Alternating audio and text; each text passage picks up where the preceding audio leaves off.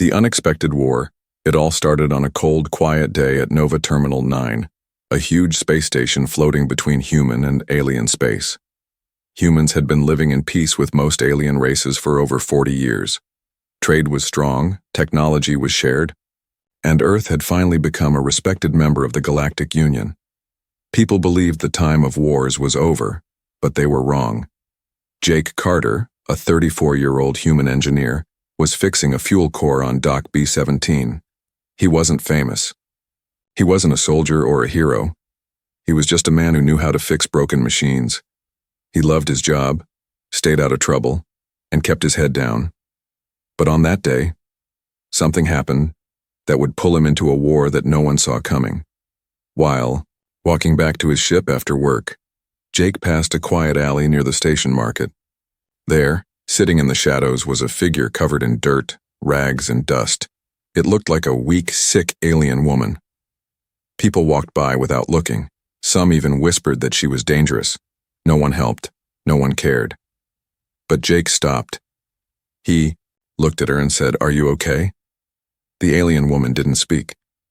She just raised her hand slowly and pointed to her mouth. She was hungry. Jake reached into his bag and handed her a small packet of protein bars and a water capsule. Her hands were shaking as she took it. Their fingers touched for a second. That's when something strange happened.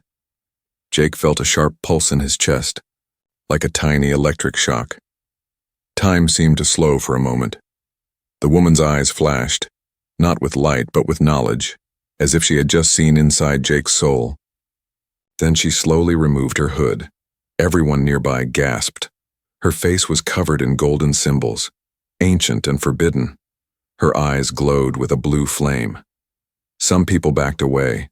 Others stared in silence.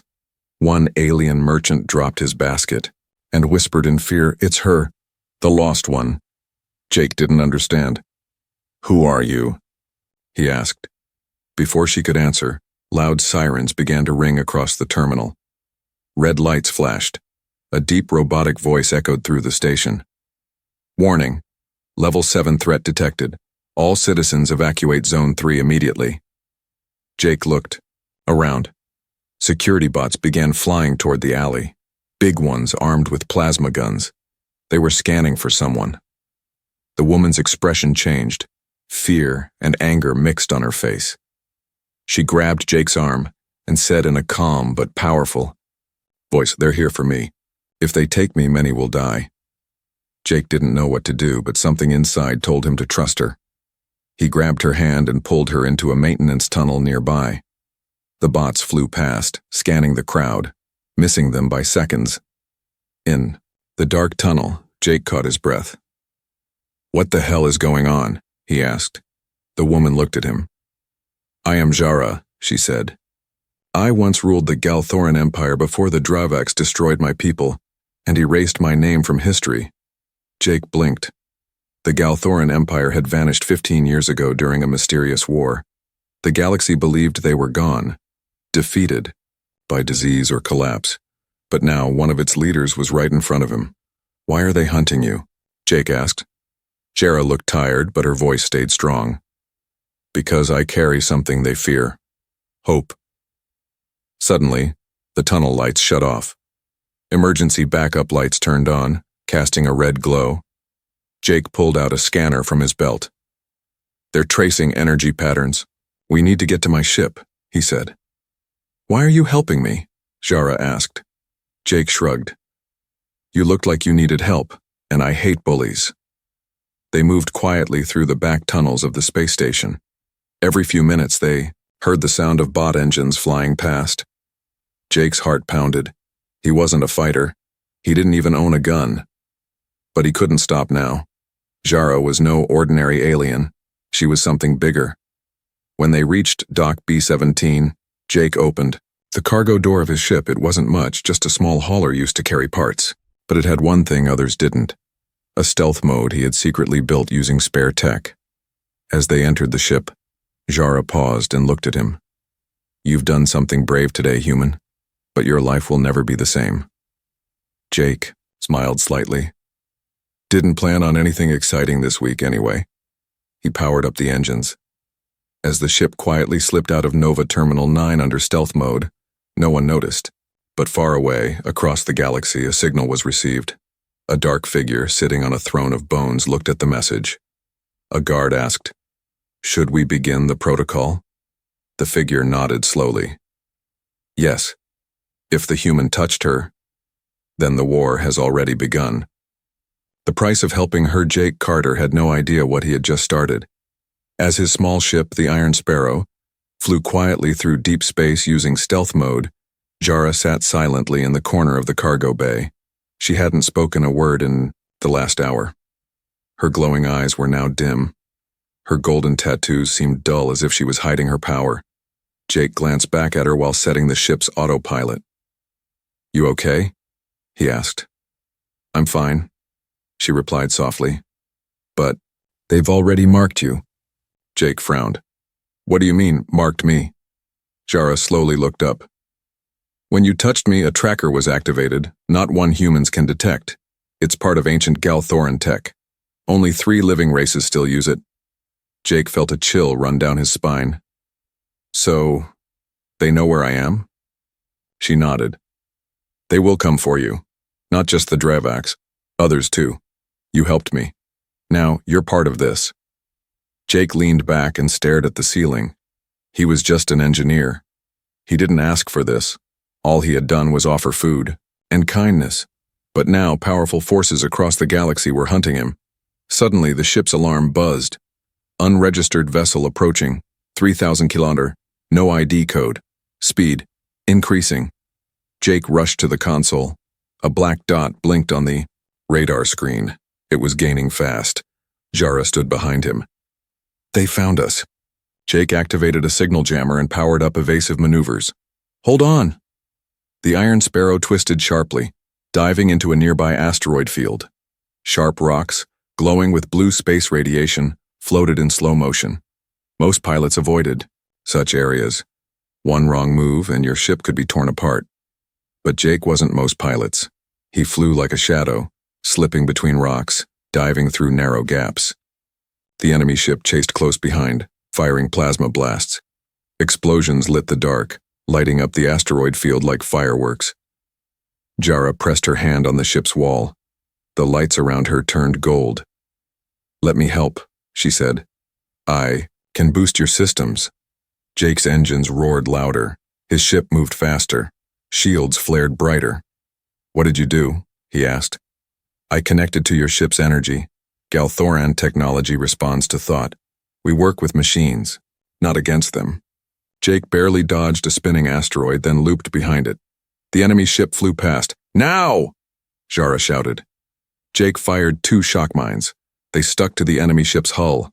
A second later, boom! The ship exploded, breaking into burning pieces. Jake let out a long breath. "That was too close." Jara sat back down. "That was only the first." Jake looked at her. "Why is everyone afraid of you? You said you ruled a lost empire. What happened?" Jara stared into space, her voice low. "I once believed in peace. The Galthoran used science to heal worlds. But some in our empire wanted control, not peace. They created weapons, living ones. I refused. So they turned on me." She paused. "They destroyed my people, erased our records, and blamed me for it all. I've been hiding ever since, until you found me." Jake shook his head. "This is crazy. You're like a walking myth." She smiled. "And yet, here I am." Suddenly, the ship's lights flickered. A voice, deep and echoing, came through the comms even though it wasn't connected. "You helped her. Now your planet will suffer." Jake froze. Who is this?" Jara's face went pale. "That's him, the Bone King. He leads the Dravax. He destroyed my empire." The voice continued. "You think kindness can save you, human? You have no idea what you've invited into your life. The war has begun and Earth will pay the price." Then the signal cut. Jake slammed his fist on the console. "He threatened my home." Jara stood tall, Her eyes burned again. Then we fight. Jake looked at her, this alien queen once lost, now found, and realized something deep inside himself had changed. He was no longer just a mechanic. He had a mission now, not to be a hero.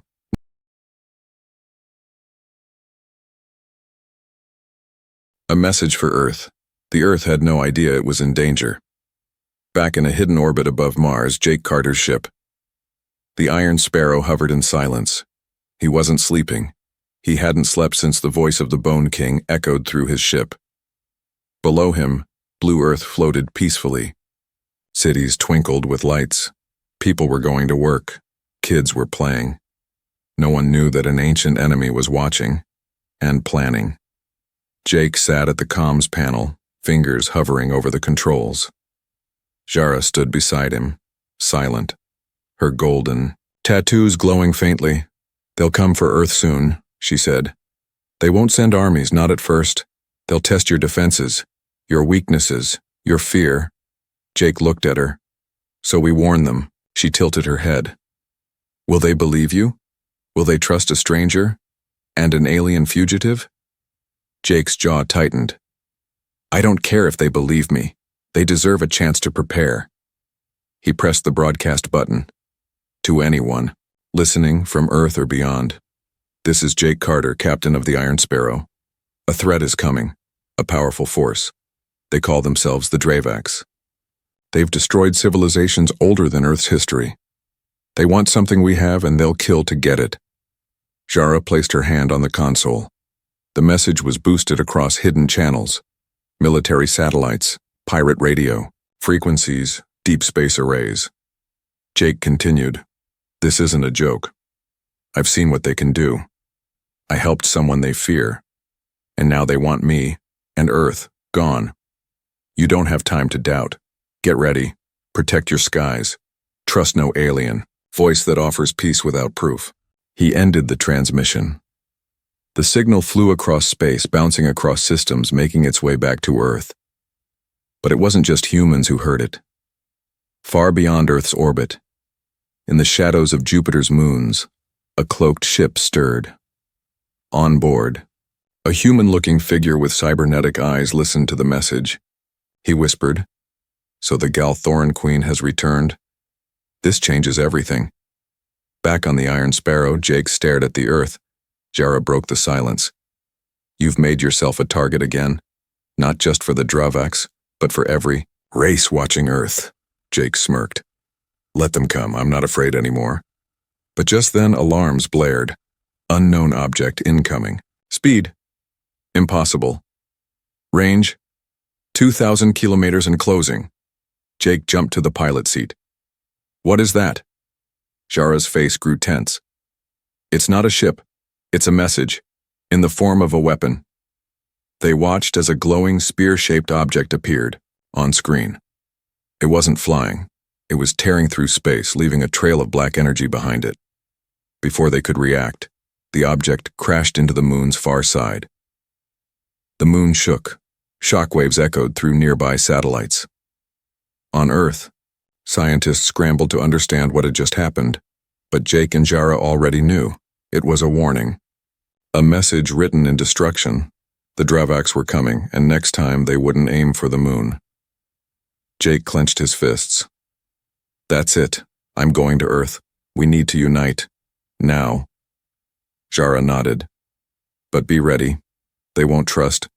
Me, and some, may already be working with the enemy." Jake set the course. As the Iron Sparrow powered up, a new journey began. Not just to warn Earth, but to prepare it for a war no one saw coming. The hidden allies Earth didn't answer the warning, but someone else did. 3 hours after Jake Carter's message was broadcast across the stars, a strange signal returned, encrypted in a code long believed extinct. It wasn't human. It wasn't Dravac. It was something older. Jake sat frozen in the cockpit of the Iron Sparrow, staring at the signal. It blinked on his screen like a heartbeat. Jara stepped beside him. Her golden eyes narrowed. "This can't be real," she whispered. "This is Galthoran." Jake turned. I thought your people were gone. They are, she said, unless someone survived. Jake pressed play. The ship's speakers crackled, then a deep robotic voice emerged. It spoke slowly, in broken Earth English. Human vessel, you are not alone. Come to the graveyard of suns. Bring the queen. Bring the fire. Then silence. Jara paled. The graveyard of suns is real. I always thought it was legend, a place where dying stars collapse and secrets sleep. Jake tightened his grip on the controls. Then that's where we're going. He didn't know who had sent the message or what the fire was, but he knew one thing. Earth was out of time, and answers were running thin. The graveyard. The Iron Sparrow slipped into warp, flying faster than light, toward a cursed corner of the galaxy. A place where even pirate ships refused to go. They arrived 2 hours later. Before them stretched a space field filled with collapsed stars, glowing ruins and broken satellites, like a forgotten battlefield. The space around them flickered with gravity waves. Lights twisted. Time felt slower. And in the center, floating quietly, was a ship. Not big, not armed, but ancient, covered in symbols that pulsed like a heartbeat. Galthorin, Jake, and Jara docked carefully. As they stepped inside, the air was thick with silence. Machines hummed gently, still alive after thousands of years. Then a figure stepped out of the shadows. He was tall, thin, skin like silver, eyes completely white. He wore armor made of memory metal, always shifting, always alive. I am Serac, he said. Last guardian of the Galthorin flame. Jara froze. I thought you were a myth. Serac nodded.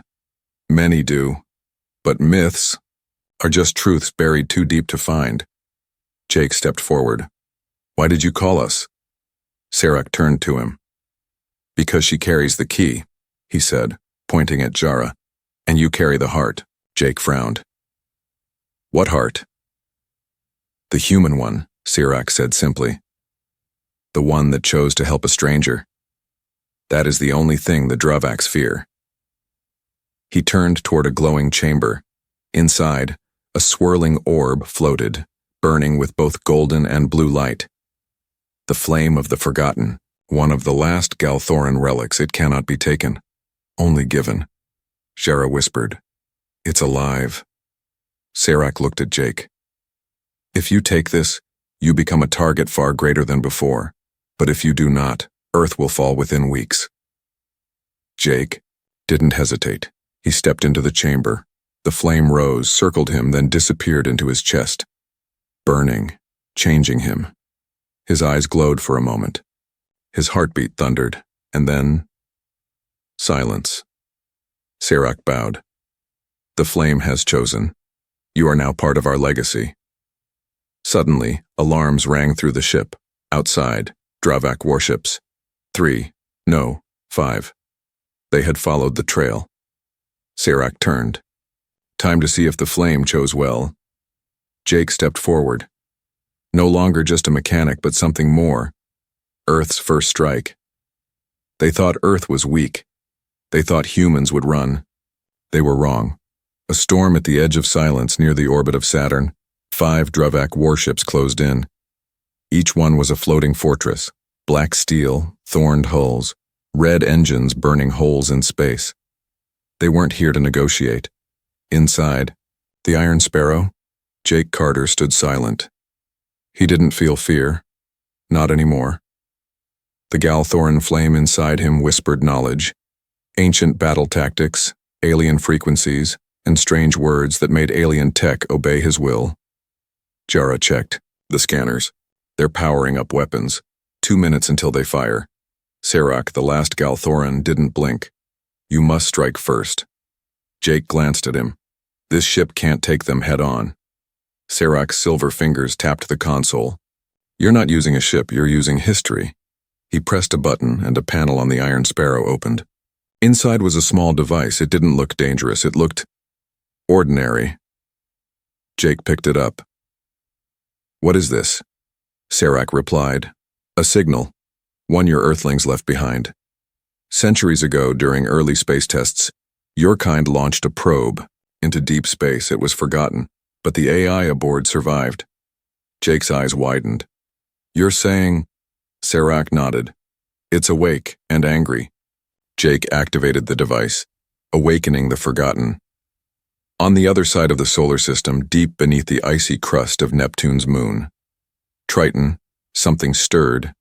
An old human probe, once lost, once primitive, now fused with alien tech from an accidental crash with a derelict Galthoran drone. For decades it had evolved.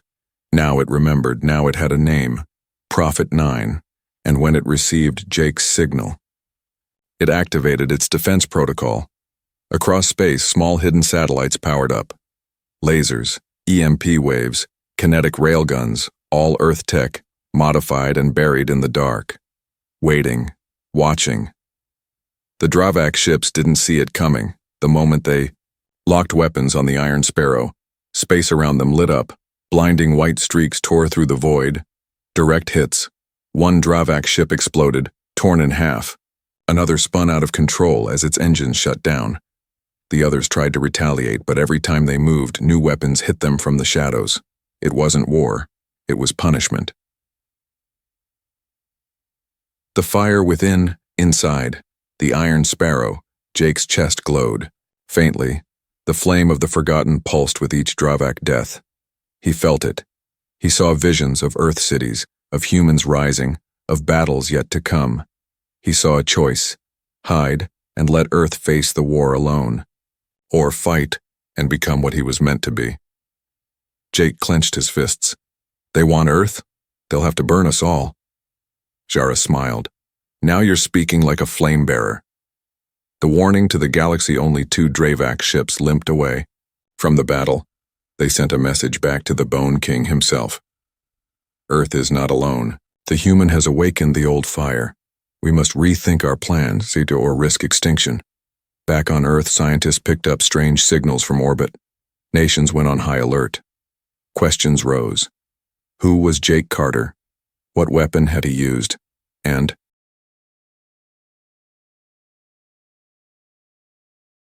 the Bone King's gambit? The Bone King did not sleep. He didn't need to. His throne was built from the bones of ancient species, some extinct, some still begging for mercy. His crown was not gold, but fused nerve metal, constantly feeding him information from across the galaxy. And tonight that information carried a name: Jake Carter. A human. A nobody. A mechanic from a forgotten planet.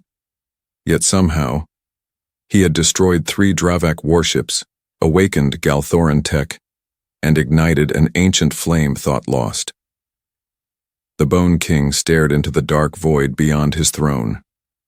A single spark, he whispered, can burn down an empire. Then he laughed. Not a sound of joy. A warning. A trap in the dark the edge of the galaxy, in a dead star system called Rivenfall. A signal was sent from the Dravak fleet. A call for peace, a false offer. We request a meeting, no war, just words. Jake Carter saw the signal. Jara warned him. They're lying, this is a trap. Serac nodded. The Bone King has never negotiated. He only hunts. But Jake had changed. The flame inside him had grown.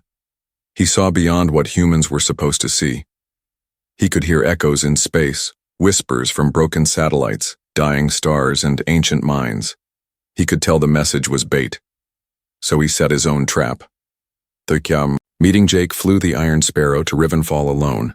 The star system was silent. Dead planets, cold dust, no life, no light. And then 5 Dravak ships appeared, no warnings, no introductions, just a direct transmission from the Bone King himself. His voice was like rust scraping metal. Human, you have stolen fire. You have broken silence. Return it and your death will be painless. Jake didn't flinch. I didn't steal anything. It chose me. The Bone King's hologram flickered on the screen. His face was skull-like, eyes glowing red. Then you will burn with it. But Jake smiled. Because the Iron Sparrow wasn't the real ship. Far behind Rivenfall, hiding near a collapsed wormhole, was Prophet 9, Earth's hidden AI, now fully awakened. It had turned the system into a graveyard of traps. The moment the Bone King's fleet locked onto Jake's decoy ship, Prophet 9 struck EMP waves, gravity mines, light-bending cloaks. One by one, the Dravak ships began to fall, systems shutting down, weapons failing, engines exploding. The Bone King's voice roared in fury, but he wasn't done. The gambit unleashed from the shadows behind. His fleet, the Bone King, revealed his true move. The Maw, a living warship, grown from the flesh of black hole creatures powered by star cores. One ship, the size of a moon. It opened its mouth and space itself trembled. Jake's ship was pulled by gravity, alarms blaring. Jara's voice screamed through the comms. "Get out of there. That thing eats gravity." Jake didn't answer. Instead, he opened his chest plate. The flame inside him glowed, hotter than before. A voice inside whispered, "This is not the end. This is your becoming." Jake raised both hands. Light poured out of his palms, and space itself cracked. Legacy awakened. As the Maw charged its final blast, Jake spoke a single word. Remember. At that moment, every Galthoran relic, every dormant defense system, every whisper of their empire, awakened. From asteroid belts to derelict moons, from buried temples to orbiting ruins, light rose. Across the galaxy, a signal spread. The flame lives. The humans carry it. The war has changed, and the Bone King, for the first time in centuries, took a step back. Not in retreat, but in fear. The final spark. The stars had gone silent. Entire systems paused. From mercenaries to monarchs, from data vaults to deep space prophets, every eye in the galaxy turned to one word: human. The Bone King vanished into the Maw, regrouping beyond the dark edge of space. But Earth was no longer a backwater rock. It had become something else, a beacon, a battlefield, a prophecy. And Jake Carter was no longer just a man. A world holds its breath back on Earth. Skies shimmered with strange auroras. Satellite feeds glitched. Telescopes burned out, one by one, as unknown objects approached. World leaders gathered in hidden bunkers. Is it war? Do we launch everything? What is that thing in orbit? Above the planet, a fleet of human ships, new, powerful, designed in secret by Prophet 9, hovered like steel angels. They carried old Earth names: Liberty 1, Tesla Spark, Galileo's Wrath, and leading them all, Jake, wearing Galthoran armor forged with human steel, glowing with the flame, and carrying something never seen before. A key. Not a weapon. A key made of energy and memory, shaped by every choice he made since saving that dirty alien girl. The last message. The Bone King sent one final transmission. No threats, no roars, just a question. Why? Jake answered calmly, his voice broadcast across the stars. Because you forgot who we are. You see humans as weak, divided, fragile. But we are something your empire never understood.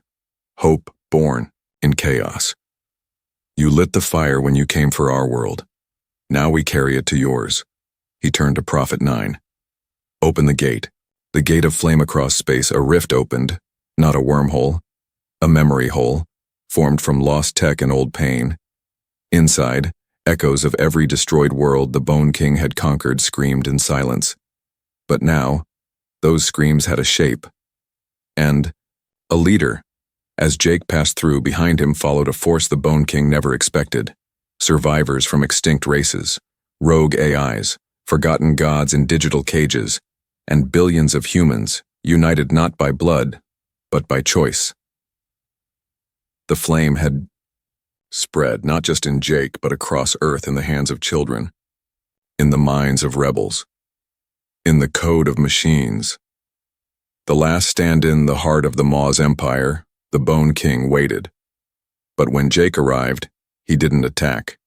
He knelt, placed the key into the ground, and whispered, "This ends with memory."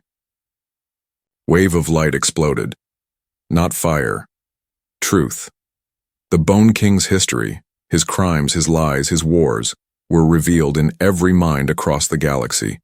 His soldiers dropped their weapons, his machines shut down, and then silence, followed by a single voice from the stars.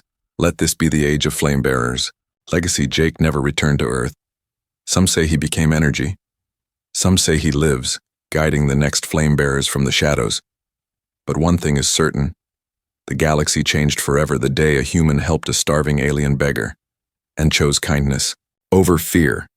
This is why